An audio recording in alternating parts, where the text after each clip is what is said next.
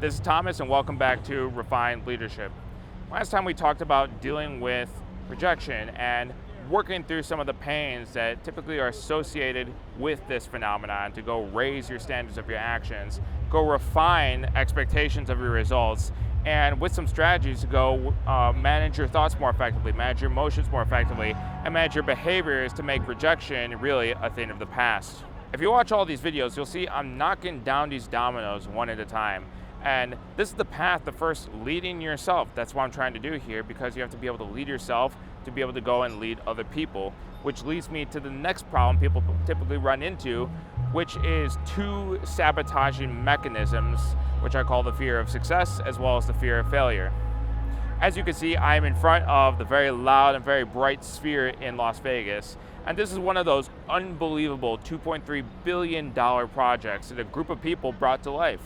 It is not only the largest spherical structure in the whole world, but it is the largest high-resolution LED screen in the whole world with a 16K resolution wraparound LED screen measuring 160,000 square feet. And I'm not talking about the exterior screen you see right now. I'm talking about the interior. The exterior you see is the 580,000 square foot exterior LED screen. If you've been keeping up, I talked about this in the Roman Colosseum video called Finding Greatness Within. That the structure was built by people no smarter than you or myself. They had a vision, they had some capital, and they had some leadership to go and do it. I don't know if this structure behind me will stand the test of time like the Colosseum did, but it's getting pretty close. When you're faced with a new challenge you've never faced before to reach a new level of success and accomplishment, there will, in most cases, be a breakdown of mindset because someone didn't take the time to conceive of success before they went to achieve that level of success. As the saying goes, new devils, new levels, or new levels, new devils. And the devils you meet play different games today than the ones you conquered and fought long ago. And the ones you arrive here today with, they present different challenges, unique challenges you have to know how to go conquer. What sometimes begins to emerge is a fear of failure, which really goes without saying, trying to hit a big target that you haven't hit before, or building a huge structure that is the biggest of its kind, kind of like the one right behind me, or doing something that no human has ever done before, begs a couple of questions. And these are not questions you come up with consciously, these are ones that sort of emerge in your subconscious. Is what I'm doing even possible? What happens to my reputation if I fail? What happens to my capital if I fail? How does this affect my ability to do future projects? What sort of humiliation might I face if I fail at this project? What sort of pains wait for me if I actually go and mess this up? And the list goes on and on and on. What matters more than any of these stories are the stories that you actually tell yourself in private about your concerns specifically for failure and the fear associated with it. So as in all of these videos, I ask you again to do something which people are doing less and less of these days, and that is to think. And to think what stories you tell yourself when it comes to being afraid to fail. When you think about being afraid to fail, what stories come to your mind? But aside from the fear of failure, I was surprised to see some of my clients see a different level of fear emerge, not necessarily associated with failure, but rather with the fear of success. What's that quote from the movie Coach Carter, the one they stole from Marianne Williamson, that our deepest fear is not that we are inadequate, our deepest fear is that we are powerful beyond measure. It is our light, not our darkness, that most frightens us. Your playing small does not serve the world. There is nothing enlightened about shrinking so that other people won't feel insecure. A lot of people get really, really scared of doing well because there's something about having more and more success that makes people really, really uncomfortable. And it's fair, you could think about it for yourself. The moments where you get really close to success, that there are little moments of sabotage that happen. This is the fear of success. Seeing a real pathway to success sometimes begs questions that sound a bit like this. What new responsibilities will I have to do if I, in fact, do win? Who is going to start gunning after me after I'm on top? What kinds of targets will I have on my back now that I've been successful? Do I even deserve to win? Am I deserving of even winning in the first place? And if I win and if it was easy, does that mean I just wasted several years just beating myself, waiting to do something what was so easy to do? And what makes me good enough to deserve these outcomes? And if I win, will everyone see my true nature? Will they see that maybe I'm a fraud or that I'm a liar or something, And furthermore, what sort of skeletons might come up as a result of all this, and so on and so forth. These are not fun questions to think about, but they're ones that really come up. Fear of success can be even more damaging of a self-sabotaging mechanism because to my perception, it says you know you can win, you have the tools and you have the pathway in front of you, but you still hesitate because of the instinct towards thinking about being small. And again, I ask you to think at this moment, when it comes to the fear of being successful, what stories come up for you in particular? What stories come up? Just listen to the first story that comes up when you think about the fear of being successful. The fear of failure and the fear of success didn't stop the business leaders, the architects, the engineers, and the builders to build what you see right behind me. And it won't stop you either. I'm committed to it not stopping you either. Let's talk about how to handle the fear of failure and the fear of success. I believe someone is going to first have to conquer the fear of failure first before they can start thinking about the fear of success. Then they can go think about conquering the fear of success. So let's handle these one at a time. First, I'd just like to think about the relationship to fear in the first place, because it applies to both of these things. So let's start there. How do you get over the fear itself? Okay, as I said in the previous videos, everything starts with the thoughts that you have and the thoughts that you think in your own privacy and in your own private time. Where does this fear come from? Think about your relationship to fear and the relationship to the thing that is giving you that sense of fear, to whether it's the fear of failure or the fear of success. What is your actual relationship to that fear? So the relationship to failure actually matters a whole lot, because it's a relationship that says I can never fail ever, or I can never succeed ever, and it's a relationship that says it's okay for me to go fail and it's okay for me to go succeed. We have to understand that there is a tightness behind the former and there's a looseness behind the latter. So I'd first encourage you to start doing this sort of loosening up the gears, being okay with this fear of failure and fear of success, to be okay with it, because that is going to open you up to actually stepping into the unknown in these areas and being okay with whatever comes your way. And that's really the operative emotion. We got to release that tightness and be okay, be loose about it, so we can create space for both failure to go and happen, because failure is just a necessary part of trying and trying again and trying again until you get perfect, and success is going to happen because that's a natural consequence of you even trying in the first place. Speaking specifically to the fear of failure, okay, how do we get over the fear of failure, okay? For starters, I want you to actually understand what failure looks like, okay? To actually look failure in the eyes, understand the anatomy of it, like what it actually is, what it comes down to. Be able to look at it and say that, you know what, if I saw this in real life, it's actually not that bad. I did a lot of research on fear and where fear sort of grows and grows and grows. And I became immensely fascinated by two movies in particular.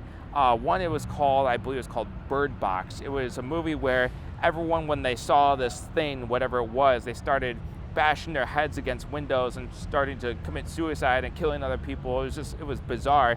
You never actually saw the actual creature, but it induced such immense terror in the audience, became a very, very popular movie as a result of it. And then one which is a little bit on the older side, which is the Blair Witch Project. It's a very, very low budget movie, and you actually never saw the witch throughout the movie. Well, maybe you actually did. I won't say that. I won't ruin it for the people that actually go and decide to go watch that movie. Actually, there are moments, but ultimately, the absence of the actual thing itself induced more and more fear than actually the presence of it in the first place. Because guess what? If you have the thing in front of you, you can see how big it is, you can see what shape it takes on, you can see what threats it actually presents to you, and then you can actually properly size the thing up and say, can I handle this, yes or no? But if you never see the thing, if you actually never see the creature, something unique happens in that it grows and grows and grows in a very unbounded way in your head. And this unbounded growth almost makes this creature, this thing, which is way more terrifying than you would ever possibly imagine it would be if it came to you in person. And when that happens, you're presented with a situation where you are terrified and afraid of something that isn't even there. So, what I encourage you to do to get over that fear of failure is just understand what that fear actually looks like. If you actually know what it looks like, actually takes this big scary thing and reduces it down to the thing that it actually is. So that's reason number one. Reason number two, when it comes to the fear of failure and how to go address it, is to understand something I would call the loser's effect. And this is really the antithesis of something that gets popularized both in pop culture and scientific literature as well as the neuroscience literature, and that is the winner's effect. The winner's effect is really, really simple, that there's a biochemical concoction of neurochemicals that happen in your mind and body when you start winning. If you're able to stack little wins one after the other, then you can start developing a momentum to winning even more. When you win a little bit, then you want to win even more. When you win even more, you want to win even more after that. It gets to a point where it's almost addicting. It's actually a really, really thrilling feeling that people like to be a part of, and a large reason why people get really hooked on certain professions more than others. But if we were to expect that there's going to be a winner's effect, there's also a loser's effect. If you're in a situation where you've lost, and then after that you lost some more, and then you lost some more after that, and then lost some more after that, you are now in sort of the loser's effect, which is a sad and dreary place to be, but it's not permanent, okay? As if someone is capable of going into that winner's effect, then they are capable of coming out of that loser's effect. So understand that there's a momentum behind this, and if you want to start winning again, if you want to be okay with that fear of failure, think about that big failure thing, and you've brought it down into reality. You know what it actually looks like. Now take on tasks that reduce the capacity for that failure. Not every failure has to cost you $1 million. Sometimes a failure just means that you just got bumped up against. Who fails every single time is a football player when they go on that line of scrimmage and they get tackled. It's fine, because maybe they still move the ball forward a couple yards, or maybe they protect their team as the defense from the other team from moving the ball forward. Either way, they getting tackled, but they're still winning. You need to understand it within the context of the larger game. So what you can start doing is start taking these big things which you're afraid of failing and reduce it down to these little checkpoints. And I love the idea of checkpoints because it makes it really, really simple to go after, and it actually has a lot to do with how to get over the fear of success as well. So understand the loser's effect and start reversing that momentum by slowly but surely starting to pick up small but little wins. Start going after things where the fear of failure is actually really, really, really small, and then overcome it, and then overcome a bigger thing, and overcome a bigger thing, and then reverse that loser's effect into a winner's effect. So that's reason number 2. And reason number 3 is the lack of self-trust. Not being able to trust yourself is really what I would say is the antithesis of someone who is not quite a full human if you don't fully trust in your capabilities. I mean, look, it's like you were born with 2 hands. You should be able to go use them. You're born with 2 legs. You do go and use them. And guess what? If you had a hand chopped off in a crazy accident, you're going to fucking use that, that stump arm. You're going to use that stump arm or whatever that's going to be that's there in the best way you can, because now your purpose is to be able to use 1 hand and 2 legs and so on and so forth. We can extend that up into your actual brain. It's like if you have capabilities of going to do something, you should go express yourself to go and do those capabilities. If you have the desire to go meet an attractive partner, you have to go after an attractive partner. If it is your desire to build a community of people, then you have to go and build a community of people. If it's your desire to stay completely alone and be a recluse, then you must stay alone and be a recluse. Like, you have to go and actualize the actual tools that you've been given, whether they're physical tools or emotional tools or mental tools or whatever it is, but you have to fully express yourself entirely. And to find yourself in a position where you're not entirely sure that you can trust yourself to use your full faculties is kind of a sad place to be. But if you really think about it, anytime you present yourself with that new level, you're gonna have to present yourself with that new devil, and it does induce doubt in your ability to handle those faculties. By which case, I would encourage you to take on those smaller tasks and build momentum behind it so you can really go and establish that trust back inside of your faculties, so you can trust yourself to go do things. And when you can go trust yourself to do things, you can handle yourself when you experience these minor setbacks that we would typically go and call failure. So you have no problem with failure because your relationship to it has changed entirely. Your relationship is now one of, this is a stepping stone to success. I could trust myself to pick myself back up after whatever is going on, and then keep the ball moving forward, keep it moving down the line of scrimmage, keep on building my skill set, that after 1,000 reps of failures, you could start enjoying little bits of success. And you're happy that it was so hard to get there in the first place because your competition gave up far earlier than you did. And it's an important thing to remember is that while it's hard for you, it is hard for a lot of other people as well. You should always remember that all the work that you put in to actually make it work is that you're getting way ahead of everyone that already gave up. And every set and every rep you do beyond whatever everyone else did, that's one set and one step closer than anyone else is possibly willing to go. So that's in the fear of failure side of things. Now, let's talk about the fear of success. And the fear of success is a more advanced level of fear. It means that you don't mind the failure, in my opinion, and my experience from what I've experienced personally and what I've seen with others. They don't mind having to go through the pains, the trials, the tribulations, everything that comes after that. What they're concerned about is the imaginary future, what happens when they finally get what they always wanted. And that's such an interesting thing, that if someone really, really, really wants something, sometimes they don't get it because it's kind of too much for them. You know, they don't know what comes with that level of winning, or maybe their whole identity is built around being in this area of being maybe not so successful in the first place, which is kind of a dangerous place to be, but that's exactly the place you really need to push things to get past this fear of success. It's a really, really interesting place to be, but it means you are so amazingly close. Just keep going, you are almost there. So let's get through it on the fear of success. Strategy number one, get around a different peer group. You probably have a sense of a fear of success because you are in the wrong peer group, okay? What does the wrong peer group mean, okay? Let me break this down in very, very simple terms. To the Aussies and the Kiwis out there would be familiar with the phenomenon of the tall poppy syndrome. The tall poppy syndrome is, quite simply that the tall poppy gets cut.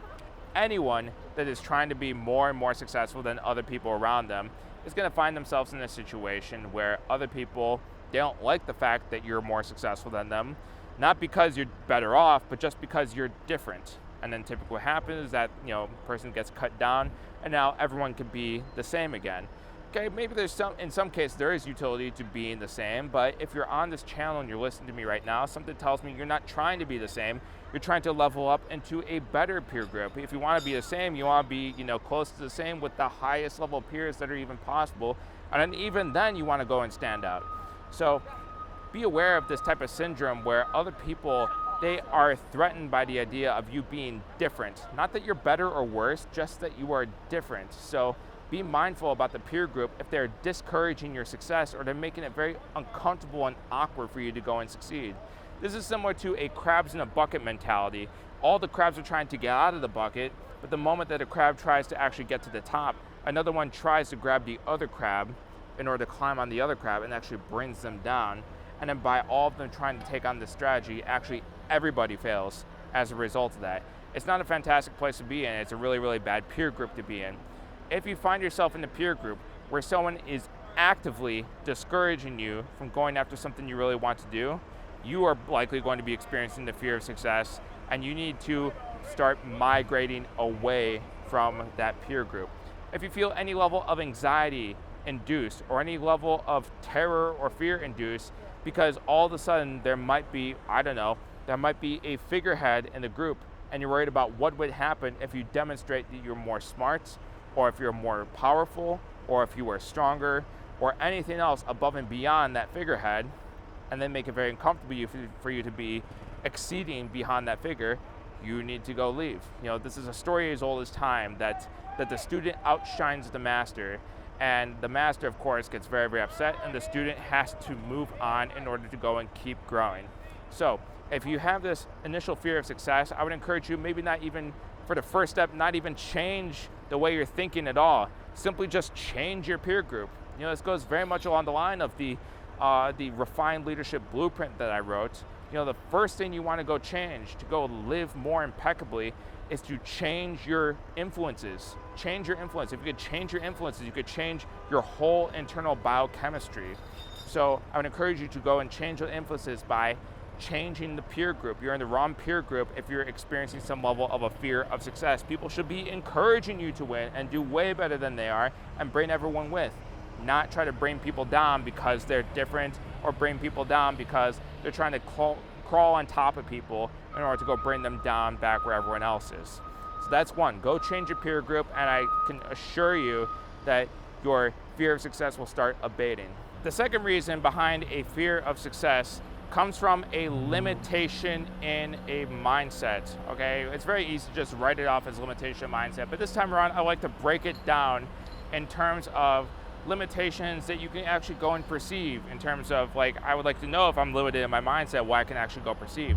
There's some very visible things, okay? Very visible things you can go do and you can go change. When it comes to a fear of success from a limited mindset, I might start thinking like, okay, you know, where am I thinking in the realms of thousands? I should be thinking in the realm of millions.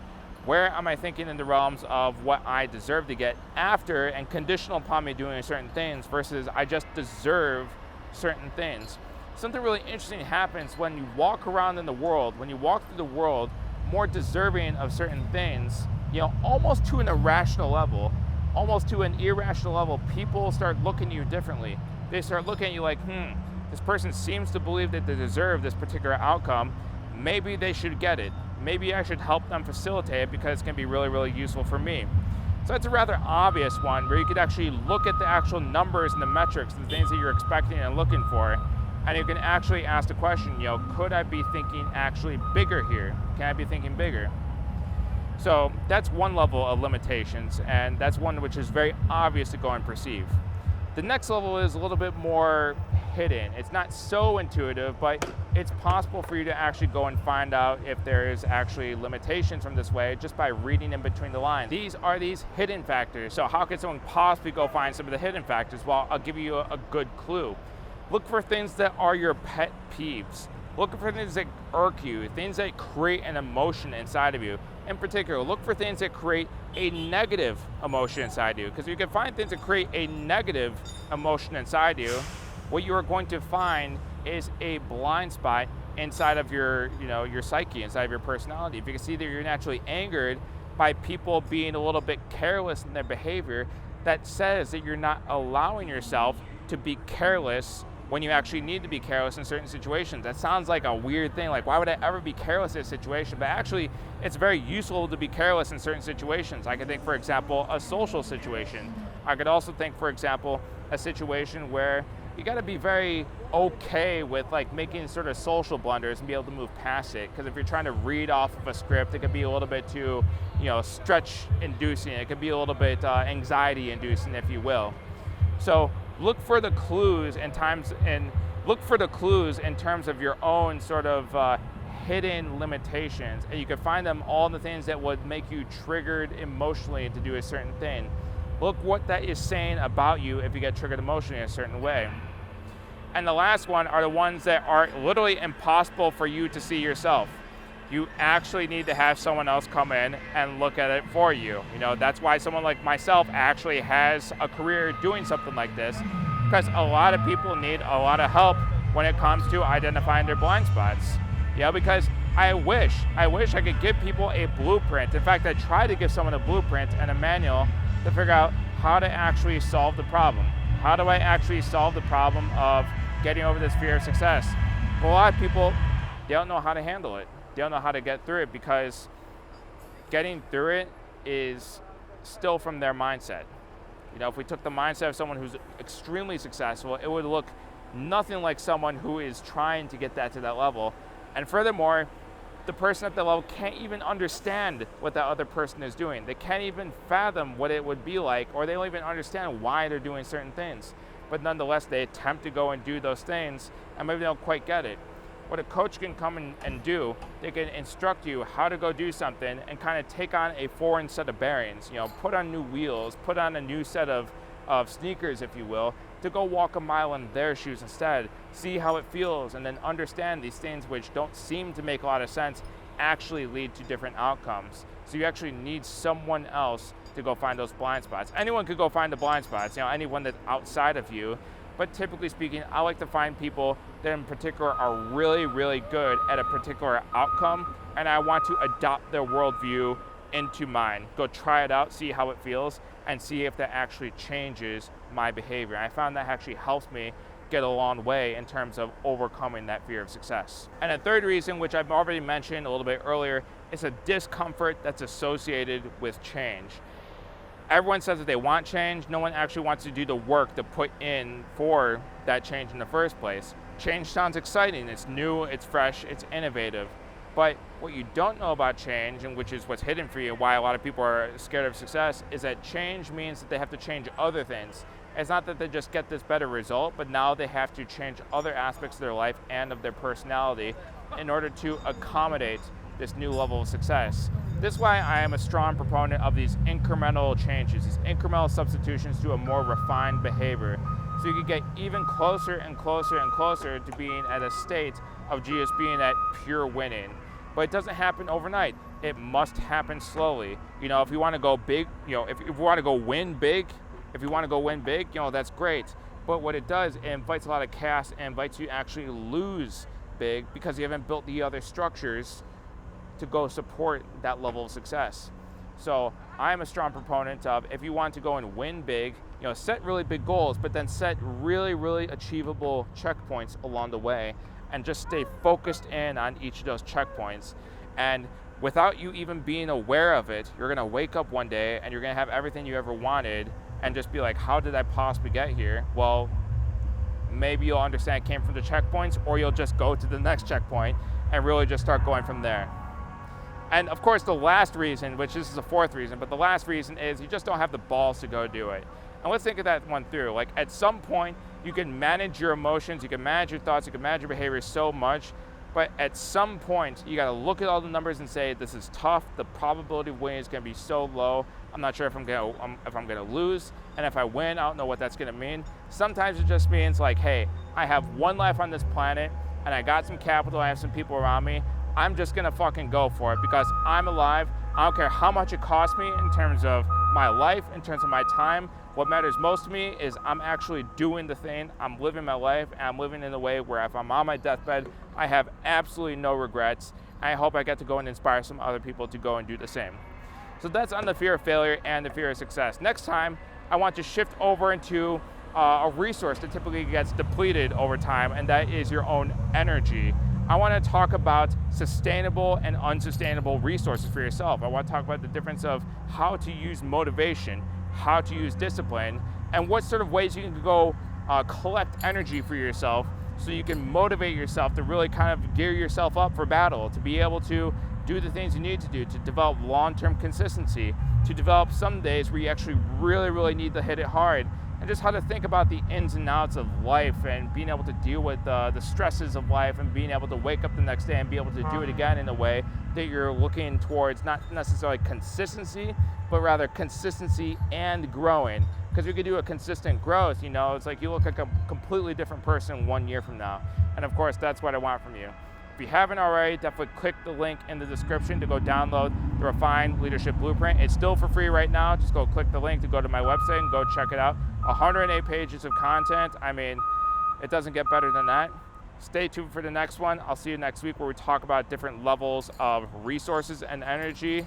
Definitely go check that link, and I'll see you next time. You know what was funny? Is that at some point when the screen was going from like fire